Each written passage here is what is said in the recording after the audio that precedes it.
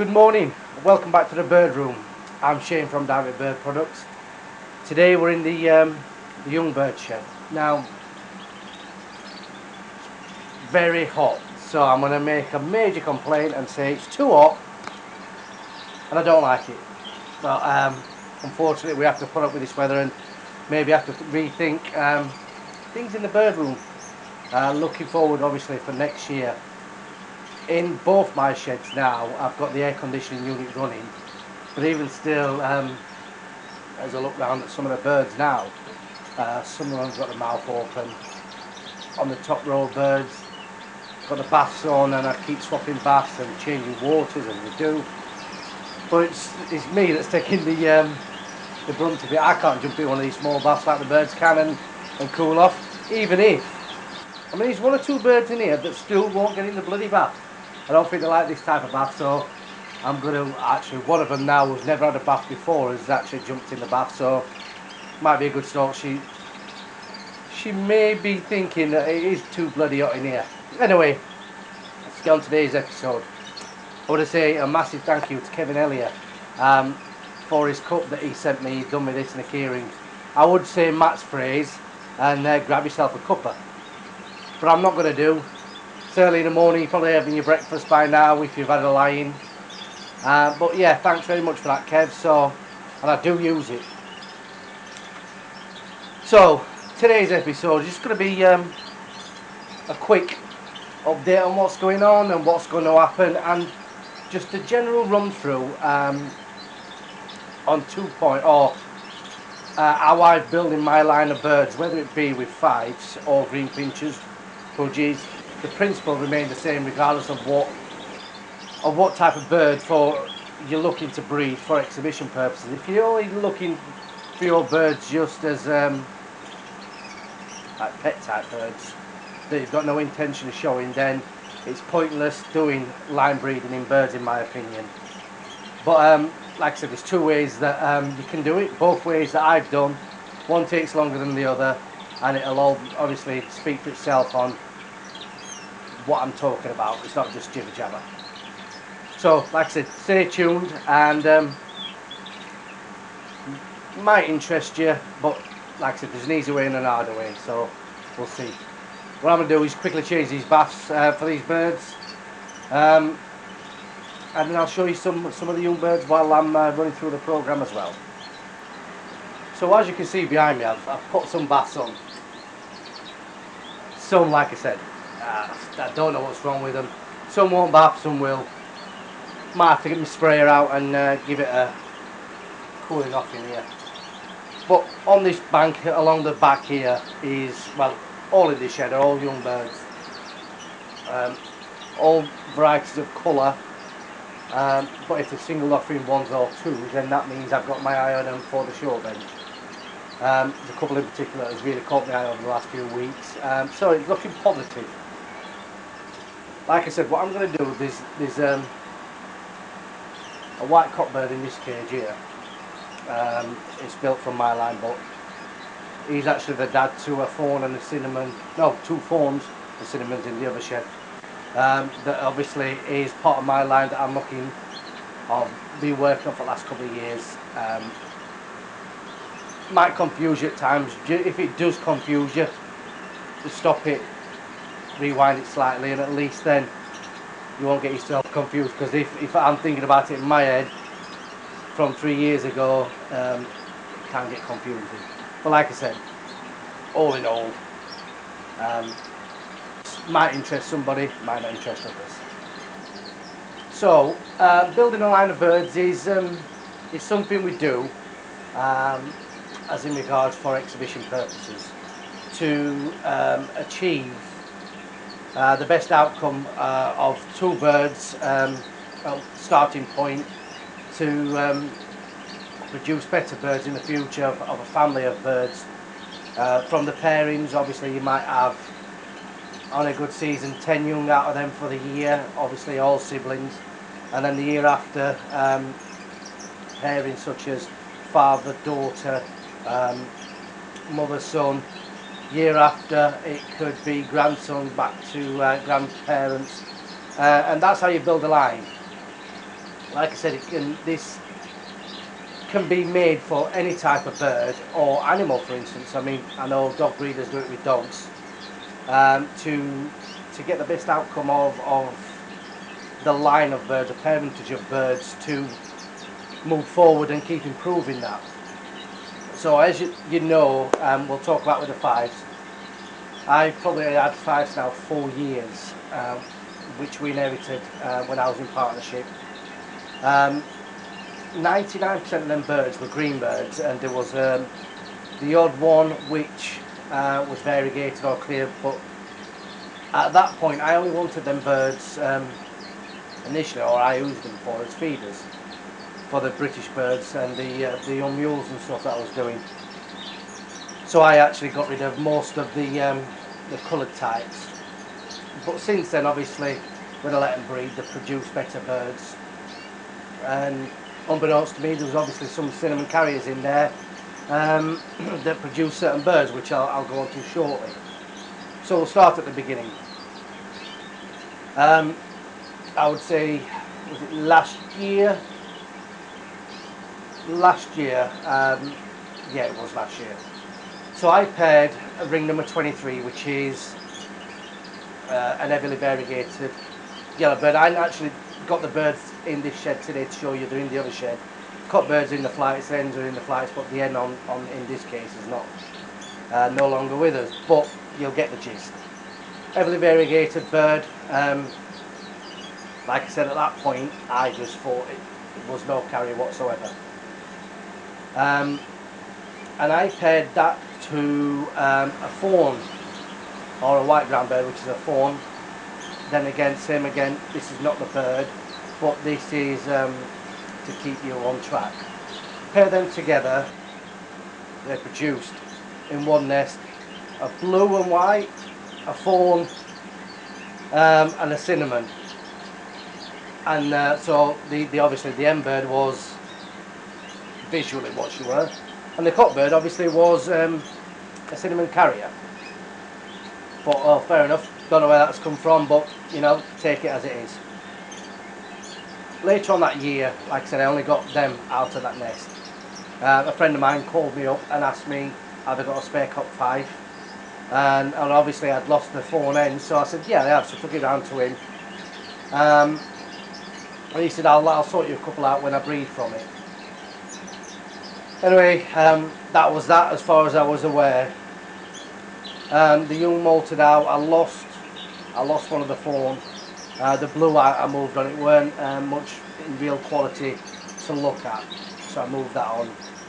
And the cinnamon, I moved that on as well because I didn't really want cinnamons at that point. Like I said, I was really concentrating on the greens and the outcomes. The greens on what I thought quite tasty little birds. So that was the idea for that. At the end of the season, I went round to the guy I'd give this 5 to you. He was backing up, so he said you can have this 5 back. Ring number 23.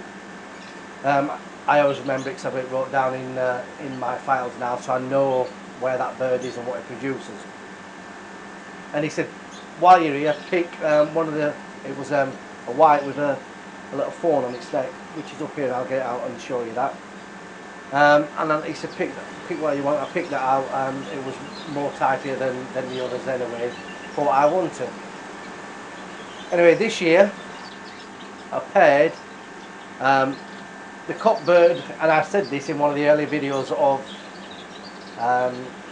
the breeding season one, with a Sells green buff. Not really much to look at either. A bit too big, a bit too bulky. I thought I'm going to use them anyway as feeders because I had them, I didn't want to let them go, so I thought if I need be I can put eggs underneath that. Anyway, cut a long story short, they had eggs, I let them match them, and they produced one of the best, or the better birds I've bred this year, ironically, which is again the one that I'm showing in the feature, which is the fawn and white. And obviously on, as well as this fawn, which you'll see closer up, or closer, because it is one of the better birds I've bred this year. So that's obviously from down the line of the birds that I've bred and put together, and they've produced something out of nothing really. In my opinion, a couple of these birds will do well on the shore bench, but only time will see. She went on, or this pairing went on to have a couple more young ones, which we'll see how they turn out. The second birds, or the second round birds, are still not all there yet, but we'll soon see. So that's what I did with building my own line that way, and obviously moving forward, I'll reassess it October, November time, see how the birds do pan out, and obviously plan probably year after for next year, see if we can keep this line going. Maybe ring number 23 could go back to one of the young ones, because obviously the ends, or there will be ends, the white ground birds. But we'll see. Anyway, that is how I've done mine. Or you could simply go and let someone get someone's hard work. Say for instance your top breeders, your Gerald Spencers, your Phil Warnes, or your British breeders, Kev Taylor, Jack Lloyd, them type of people have put obviously a fair amount of years into the birds already. So you could readily go and buy a pair of birds that they've line bred, and just cut all them years out and use the better pairing, and obviously it saves you quite a while trying to breed that line if you can buy from a top stud already. So there is a reason why I'm talking about this. So as some may know, Matt held Canary Run. Thanks Matt. Morning Matt, if you're watching. Probably busy finishing his book off, I hope. Matt gave me a couple of pairs of fives in October, and I wanted to see how they would breed together, so I'd run the pairs as true pairs. Well, the cockbird actually went over 7 ends, but he were a good cockbird, bred by Gerald Spencer, so I know he comes from good stock. And I know Matt's line mainly is through Gerald Spencer's line, but one or two that he's added throughout the years. But anyway, so I wanted to see how they bred. And a majority of, well in fact 99% of the clears in here are from the cockbird that was from Gerald. So I put them paired together and they've bred successfully. I've had a few out of them. One in particular, a saddleback, which is looking kind of good. I mean, if there's one or two, but like I said, that's someone else's hard work that I've kept the pairing together to produce obviously a better bird. And then next year can carry on building that line further on and further on and see where it takes us. But like I said, it doesn't only resolve around fives, but also you do the same with greenfinches. I've been working with a line of greenfinches now from my line results from Paul Meek's line. Well, over the years a bit of everyone's line really, and just some birds don't mix together. All in all, you're looking for the best features on that bird for the shore bench, i.e. you're looking for a 5, you want the best type you can look for, the leg, the break in the neck. There's a lot on there with greenfinches. Like I said before, I can tell a good greenfinch when it leaves the nest, and that's just through years of breeding them. But if I was going to start off with greenfinches now and go out and buy some, I would look for as covey as possible, as big as possible within reason. I don't want a big buff, colourless bird unless I've got something that I desire, unless I've got a really small bird at home that's hell of good colour. And then I'd go for a bigger bird to counteract each other, to pick out the best points of each bird and put them together. But if I was going to buy one now, like I said, I would go for the best colour I could get, and as in that bird as big as possible. And if it is lacking something, look for the opposite, what another bird's got, to put together with that bird. Like I said, the principle works regardless of breed or species of bird that you've got. That's how I work it. You're always going to find faults in your birds, unless you are one of the top guys who breed true every year and breeds outstanding birds. But if you're starting a line, as near to the model as possible of the bird, and look for what's lacking on that, then put that bird to it, to try and put what's lacking in that back into the bird from the bird that you bought in. If that makes total sense. But that's how I've worked mine anyway, and we'll see the outcome of it later on in the year, and obviously in the years to come. But time will only tell how good these birds work out, and see how they do on the show bench later in the year. So behind me, as you can see, with this being obviously the room where I'm keeping the fives, a couple of simple shelves in here with the training cages on, just makes it easier for me when I'm in here to pop the birds in, obviously when they've been on the front of the cages, and just assess the progress as things are moving on. Top shelf is where I keep the baths, so it's nice and simple. I can just pick them off and fill them with water. Keeps everything nice and simple and tidier in the bird room. Like I said, it's nice and cool in here. The air conditioning is just blowing just right. So far as what I've been doing over these last few weeks, obviously I've not been on for a while. It's just a matter that obviously the kids are off school. I took a little time off work and did things with the family. I think obviously to keep everything happy in the bird shed, you've got to keep the family happy, the wife and kids that is anyway. So obviously that's why the episodes that should have been aired haven't been aired. There's no excuse for it. It's just took a bit of time out and enjoyed this weather. But like I said, it's just beyond nice now. So in the bird room, like I said, and there's nothing happening in here. It's just feathers everywhere. It's a mess.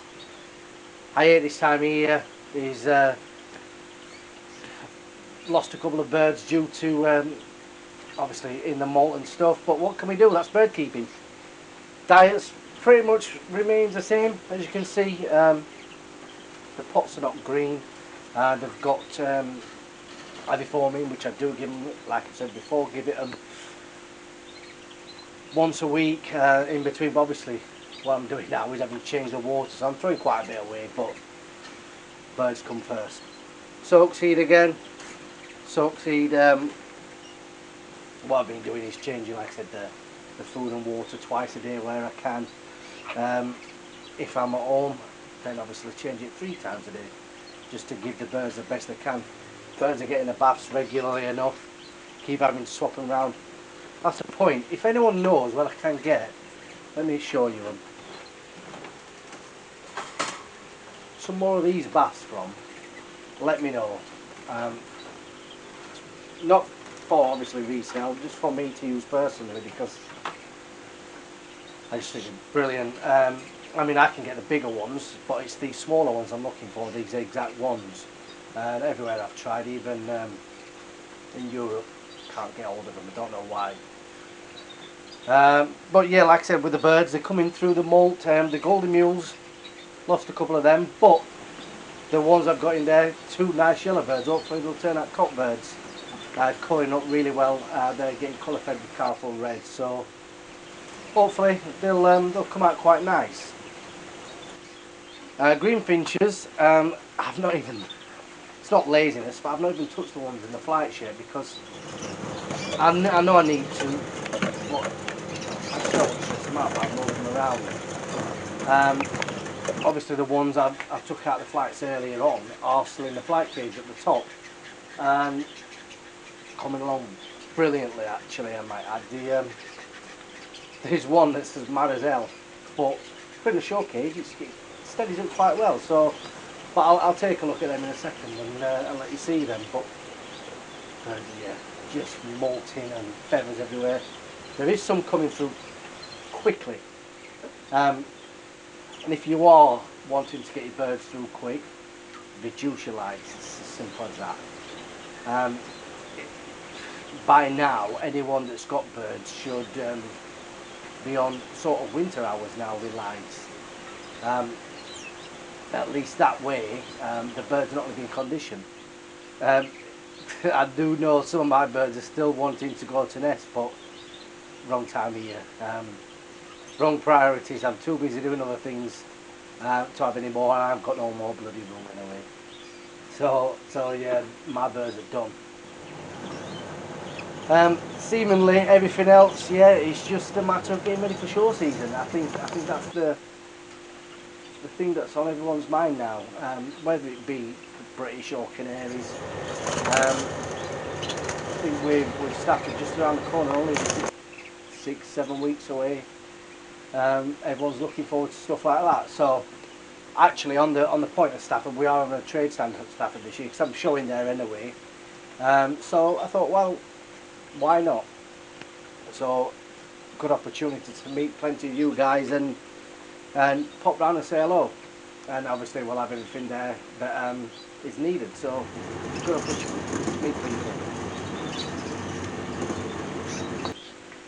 Right, I'm going to leave it there for today because obviously while I'm filming I have to turn the air conditioning off to be too noisy. It just pick up that noise. So I'm going to leave it there for today and I'll be back with you. Not next week, the week after, so 2 weeks. With a quick update, and obviously at that point I should have got all the flights sorted, all the birds in the flights to where I'm going to be overwintering them and things like that. Anyway, thanks for watching everybody, and you know where to go if you want anything to do with birds. We've got show caging at the moment, so how long they will last, so anyone knows anything about show season, everyone has a mad rush to get the show cages, so if you want them, grab them while you can. Anyway, thanks for watching everybody, and I will see you soon.